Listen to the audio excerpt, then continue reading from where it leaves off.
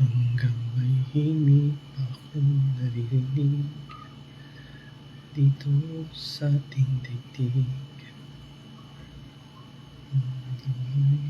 Musika kong tinataglay, kita'y iniibig. Huwag mo sanang isipin, ikaw ay aking lilisanin. Di ko magagawang lumayo sa iyong piling. At nais ko malaman mo kung gaano kita kamahal. Hanggang ang diwa ko'y tanging sa'yo daan, mamahalin kailanman. Hanggang pag-ibig ko'y hanggang walang hanggan, tanging ikaw naman. Hanggang may himig pa akong naririnig dito sa ating daigdig. Hanggang may musika akong tinataglay, kita'y iniibig. Kiling, huwag mo sanang isipin, ikaw ay aking lilisanin. Di ko magagawang lumayo sa iyong piling. At nais kong malaman mo kung gaano kita kamahal. Hanggang may puso akong marunong magmahal, na ang sinisigaw ay lagi ng ikaw. Hanggang saan, hanggang kailan kita mahal. Hanggang ang buhay ko'y kunin ng may kapal. Giliw, huwag mo sanang isipin, ikaw ay aking lilisanin. Di ko magagawang lumayo sa iyong piling. Hanggang may pag-ibig laging isisigaw, tanging ikaw. Hanggang may pag-ibig laging isisigaw, tanging ikaw. Sige to. Ano ba yan? Nasa na sila? Showing ang Dear Senators, remind ko lang kayo, the House Speaker padlock the Batasang Pambansa, cut off the electricity and Wi-Fi, all to prevent his ouster. My lord, he won't take an ouster sitting down. You are warned. Oh, may ganun pala.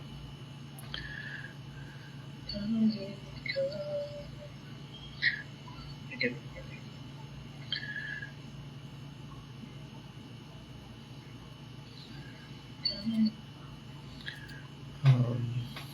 Ba yun? Tayo sa wakas.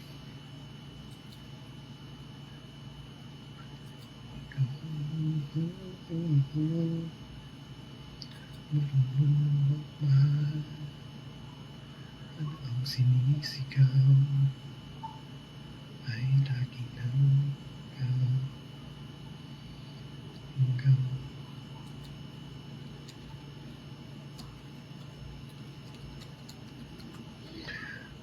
showing ang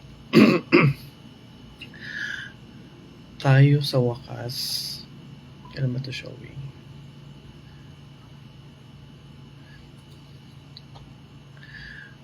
Tayo sa wakas, showing siya sa May 27, 2026 sa cinemas. Pero pwede kayong manood ng black screening ng Tayo sa Wakas sa May 31. May 31 is Sunday. Sunday 3 p.m. sa Opus Mall, Bridgetown. Ang Bridgetown pala Quezon City, akala ko to Pasig pa. Opus Mall, Bridgetown, yun, 3 p.m. Ang mall nila yata nasa taas, para mga 4th or 5th floor. Tapos yung bibili ng ticket para dito sa black screening na to, May 31, 3 p.m. ay may kasamang food and drinks,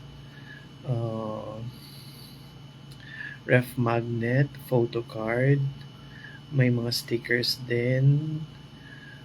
May nakalagay itong KFC tsaka bench, pero parang ano yata to, mga giveaways para sa mga manunood ng black screening. Kasama dun si River Joseph. Siya ang Shane sa Tayo sa Wakas. Okay. Mukhang maganda to. Manunood din ako niyan. Etong sa May 31. Tapos may link ako na i-share. Pwede nyo tingnan doon. Pati kung saan magbabayad. May reservation to eh.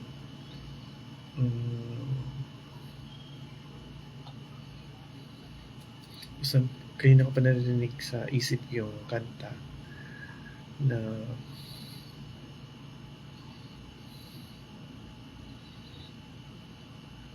hanggang originally sung by Wency Cornejo, tapos ni-revive siya para dito sa Hanggang sa Wakas, Tayo sa Wakas. Hanggang yung song in Tayo sa Wakas. Director nito si Cathy Garcia Molina. Sino mo kumanta nito? Tayo sa Wakas. Tayo sa Wakas. Juan Carlos. Si Juan Carlos ang kumanta ng OST. Ganda, di ba? Kaya may recall. Nasa Quezon po mga nanonood dito. Sabi kasi mag-live ako ng Sunday, pero late ako nakapag-log in.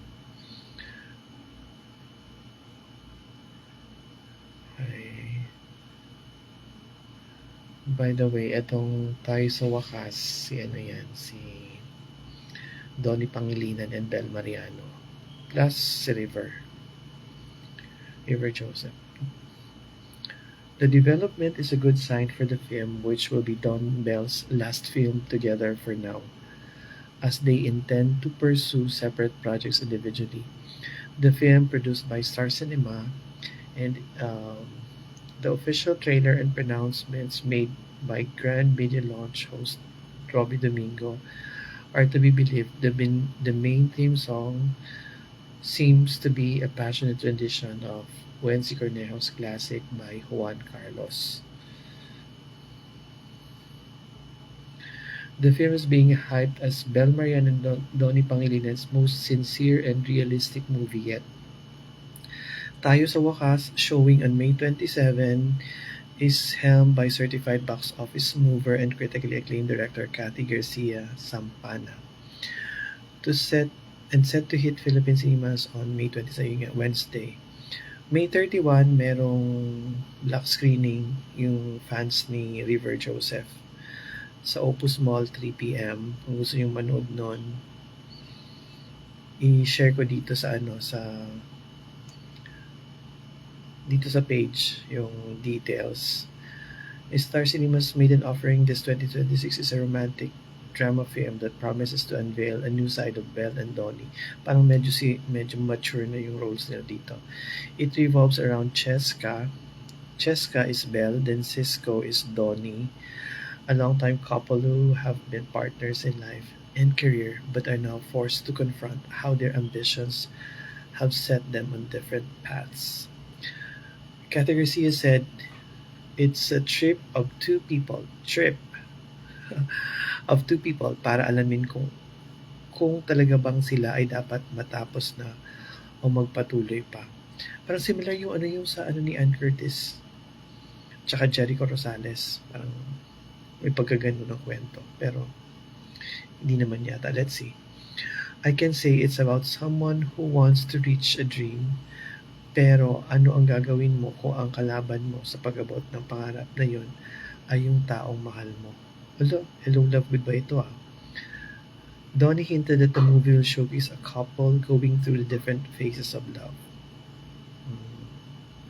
He shared you'll start with the kilig, the honeymoon phase, then you go to the realization that you become familiar with each other, and doon na yung problems na mag-a-arise. So I think it's a combination of all our characters in different stages of lives. Oo, hindi naman laging ganun-ganun lang yun, di ba, relationship. May ups and downs, may mga phases.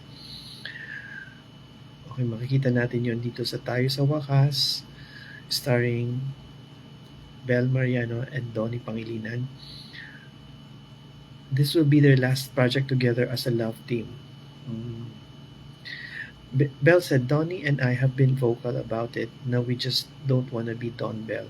We also want to be Donnie and Belle. I feel like this is the perfect project for it since it shows so much growth and maturity, and it requires so much authenticity from the both of us." Also starring in the movie are Epi Quezon, George Gamboa, River Joseph, Jaime Fabregas, Epi Quezon, Yayo Aguilar, Alan Paul, and Matthew Mendoza. Matthew Mendoza. Emilio Daez is here also. Jude Hinomdom and Maya Canton. Tayo sa Wakas, or ang English title niya is Us in the End. Us, tayo, in the end. We'll have global screenings in Australia and New Zealand starting June 11, the US, Canada, and Guam beginning June 12, Hong Kong and Macau starting June 20. It will also be showing in cinemas in Middle East, Singapore, Malaysia, and Taiwan. Follow the emotional journey of Cheska and Cisco and Tayo sa Wakas, showing exclusively in cinemas beginning May 27. So, hindi pa this week, next week pa. Ano ba bang halimutan ko dito? Basta ang ganda ng ano nito, ng trailer. Papanoorin ko to. Doon sa black screening ng Retrievers. Retrievers official. Yung sa Retrievers, yung River doon is spelled as River Joseph. Tayo sa Wakas, black screening May 31, 2026. Pero kung gusto niyo manood sa 27, showing na po siya sa iba't ibang cinemas. Pero yung sa block screening sa May 31, 3 p.m, Opus Mall, Bridgetown, dito yan sa Quezon City or Pasig. Alam ko Pasig na siya, hindi ko alam. Tapos 500 registration fee, may special guest, di natin alam kung pupunta si River. Tapos yung 500 na yon, may mga inclusions na yon na food and drinks, ref magnet, photo cards, stickers, the movie ticket, then bench, KFC, may mga giveaway sila. Okay, so watch natin yan. Okay, busy yata yung mga tao.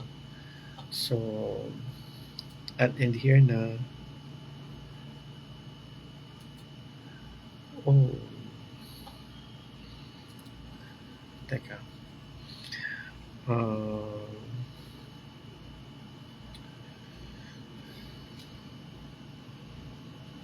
Ang tawag dito, may, teka.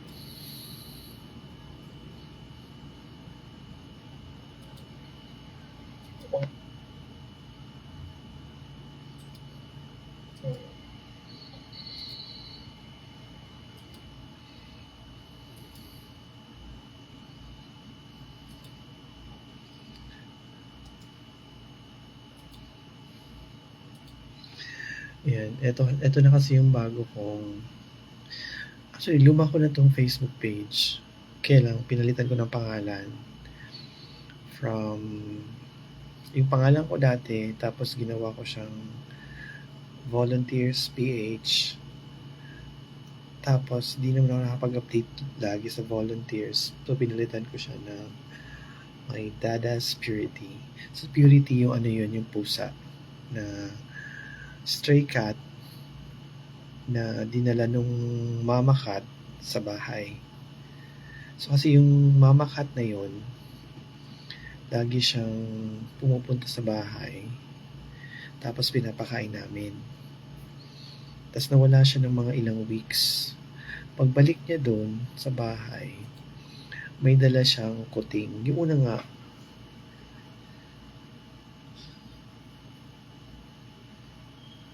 nung una nga, akala ko, ano, tawag dito, akala ko daga. Pero, may dala pala siyang kuting. So, nag-stay siya doon, yung mama cat, tsaka yung kuting, ng few weeks kasama yung mama cat. Tapos, after a few weeks, ayaw na ng mama cat. Gusto niya lumabas. Tapos, iniwan na sa amin yung kuting niya. So, yung kuting na yun,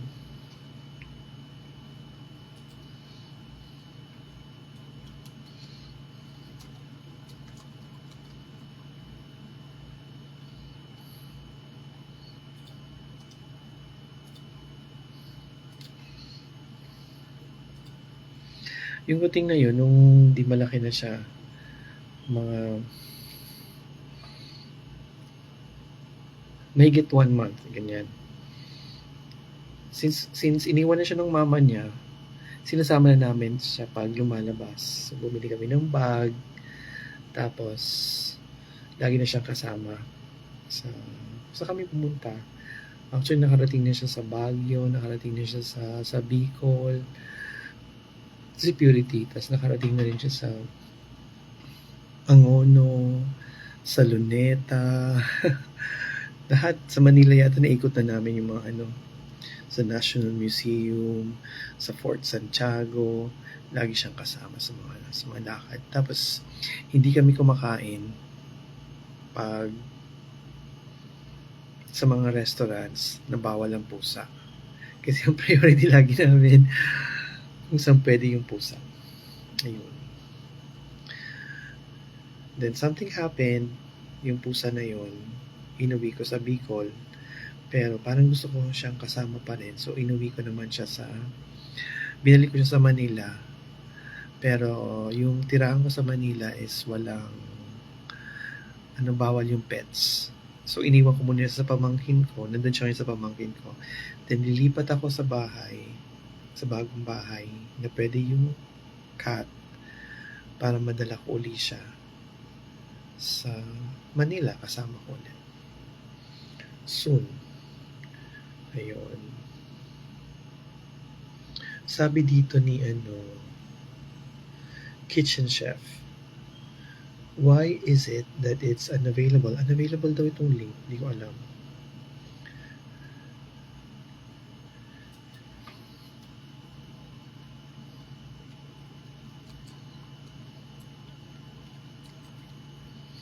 Anyway, hindi niya yata nakita. So, bubabay na lang ako dito. Tapos, I'll talk to you again next time. Siguro mga Friday, Saturday, or Sunday na hindi ako masyadong busy. Tapos, pag-usapan uli natin yung tayo sa wakas. Yun. Okay. Bye everyone. Bye-bye. Manood kayo ng tayo sa wakas. May 27, showing niya sa mga cinemas. Pero kung gusto niyo ng block screening ng Retrievers kasama si River Joseph doon sa movie na to, pero hindi ko sinasabi na nandun din siya sa block screening maybe, baka dumating siya. Pero, tapos 500 yung babayaran, may mga giveaways na kasama, so manood kayo. Black screening yun sa Opus Mall sa May 31, 3 p.m. Thank you. Bye-bye.